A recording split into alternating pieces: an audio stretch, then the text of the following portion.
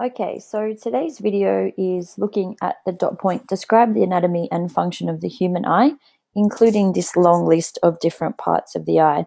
So the dot point says to describe, so we need to be able to list some characteristics of the anatomy and function of those particular parts. So sight is a sense that is involved in communication, enabling an organism to receive information in the form of visual stimuli. These visual stimuli in the form of light are detected by sensory cells called photoreceptor cells, and they are these particular cells at the end of the retina here. The eye functions as a sense organ by detecting light stimuli from the environment and transferring this information into nerve impulses that are carried to the brain. So the light comes in, goes through the retina, is picked up by these photoreceptor cells, and then moves to the brain via the optic nerve. An eye must therefore be structurally built to perform these particular functions. The functions that an eye needs to perform in order for us to see a clear image include things like allowing the entry of light. So we have a number of structures that allow the light to enter the eye. Be able to organize the light rays that enter the eye from many angles to form a picture on the back of the eye on the retina. So they do this by bending or refracting the light. So we have a number of different structures that are able to bend the light and focus the light on our photoreceptor cells at the back. We also need to convert the light signal that reaches these photoreceptor cells into a nerve impulse, which, as we said, is in the retina. And we also need to make sure that we can prevent leakage of light within the eye, so maintaining a clear image.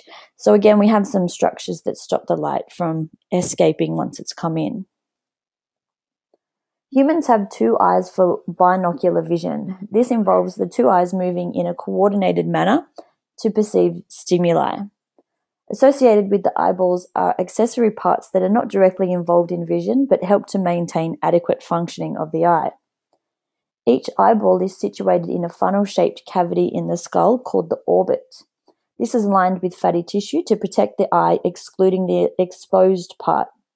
So if you feel around your eyeball, you'll feel that strong muscle there, that bone that makes up your orbit.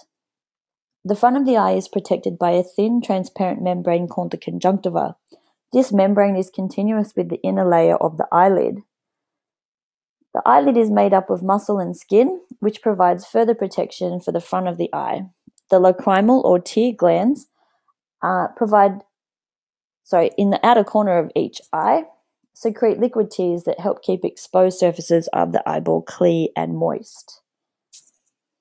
The eyeball is surrounded by a coat made up of 3 layers of tissue, an outer layer which is made up of the sclera and cornea, the middle layer which is made up of the choroid, iris, lens, ciliary body, aqueous and vitreous humour, and the inner layer which is made up of the retina and the optic nerve. In a developing embryo, each structure within the eye develops from tissue in one of those 3 basic layers. The positions of these structures within the eye are easier to remember if they are described in relation to the layer in which they originate from. The center of the eyeball is filled with a gelatinous fluid that helps to maintain the shape of the eyeball. The sclera is the outermost layer of the eye. Towards the back, the sclera is opaque, forming the white part of the eye, but continues forward as the transparent structure called the cornea. The sclera is composed of tough, non-elastic tissue that protects the delicate inner layers of the eye, and it helps to maintain the shape of the eyeball. It also is the site of attachment for external muscles of the eye, which help the eyeball to move around while it's in the socket. Humans have quite a few muscles around the outside of our eye, which allows movement in every single direction, not just up and down and side to side like a lot of other animals. The cornea contains no blood vessels and is completely transparent to allow light to enter the eye. The curvature of the cornea helps to bend or refract the light coming in so that they are able to converge and land on the back of the eyeball on the inside. The cornea is very well supplied with nerve fibers that are sensitive to touch and pain, which is why if something comes towards your eye, you automatically blink because of those receptors. The middle coat of the eyeball is the choroid layer. Most of the blood vessels of the eye are in the choroid layer, hence why when you take a photo with the flash, we get that red eye. Towards the back, the choroid layer is black, reducing the scattering or reflection of light within the eye. Towards the front, the choroid layer continues forward to form the ciliary body and lens, and in the front of this, the iris. Where the retina ends, the choroid layer thickens to form what we call the ciliary body, which is a ring of muscles around the front of the eye. These muscles attach by means of suspensory ligaments to the lens. The muscles and ligaments are important in adjusting the curvature of the lens for near and far vision. When the ciliary muscles are relaxed, they hold the muscles taut.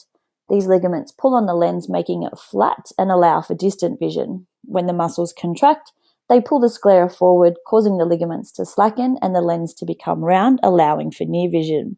And we'll be having a look at that in the accommodation dot point a little bit later. The chambers inside the eye are filled with liquid of differing consistency. The aqueous humor is a transparent, watery fluid found in the front part of the eye between the cornea and the lens. It has a composition similar to that of plasma and provides nutrients for the lens and cornea, which do not have their own blood supply. The ciliary body is responsible for secreting this aqueous humor. The vitreous humor is a clear jelly-like fluid filling the remainder of the eyeball, the part behind the lens and enclosed by the retina. The vitreous humor contains dissolved nutrients, helps to refract light, and helps to maintain the shape of the eyeball. The lens is a transparent structure made of cells enclosed in a membrane called the lens capsule. The lens refracts light rays and directs them onto the retina, where a focused image will be formed. The lens has highly elastic properties that enable it to change shape, varying from a rounded to a flatter structure. This allows the eye to accommodate for near and far vision respectively. The lens is biconvex in shape, which means that it bulges outwards, a bit like a football. The lens is highly elastic in young people, so that when the muscles contract, the lens is able to become rounder and flatten a lot easier than when we age. The iris is the coloured part of the eye situated between the lens and the cornea. It is surrounded by aqueous humor. The iris contains a pigment melanin, also present in skin and hair. The colour of the eyes is determined by the amount of melanin in the iris. Blue eyes contain little melanin, where dark eyes contain more. Structurally, the iris is made up of connective tissue and smooth muscle. One set of muscles is in a circular arrangement and the other set is arranged radially. These muscles bring about the main function of the iris, which is to control the size of the pupil. The pupil is an opening or aperture, for those of you that understand photography terms, in the iris through which light rays pass to reach the retina at the back of the eyeball. When the circular muscles of the iris contract, they squeeze inwards, causing the pupil to get smaller, letting less light into the eye. When the radial muscles contract, they pull outwards, and as a result, the pupil dilates or becomes bigger and allows more light to enter the eye. The size of the pupil, therefore, directly determines the amount of light that can enter the eye at any time. Too much bright light can damage the delicate inner layer, so pupils will constrict in bright light to help prevent this. In dim light, the pupils will dilate, become bigger, allowing the maximum amount of weak light into the eye to improve vision in semi-darkness. The retina lines the back 2/3 of the eyeball and is extremely thin and delicate, approximately 1/10 of a millimeter thick. If you look at it under a microscope, it is seen to contain several layers of nerve cells. There are two types of photoreceptors, being the rods and the cones, positioned closer to the choroid side of the retina. The rod and cone cells are present only in the back part of the eyeball where the incoming light can reach them. The fovea is a particularly sensitive part of the retina, found in an area called the macula or yellow spot. It is the area of most acute vision. The macula contains the greatest number of cone cells than the rest of the retina. The fovea appears as a depression in the center of the macula of the retina at the back of the eyeball and is directly opposite the incoming light. It contains numerous densely packed cone cells, but no rod cells at all. Blood vessels are absent and there are no layers of nerve fibers between the photoreceptors and the incoming light in the fovea, differing from the remainder of the retina in this way.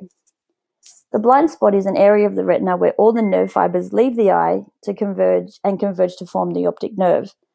Blood vessels also leave the eye at this point. Because there are no rods and cones in the area, the light cannot be detected and leading it to be named the blind spot.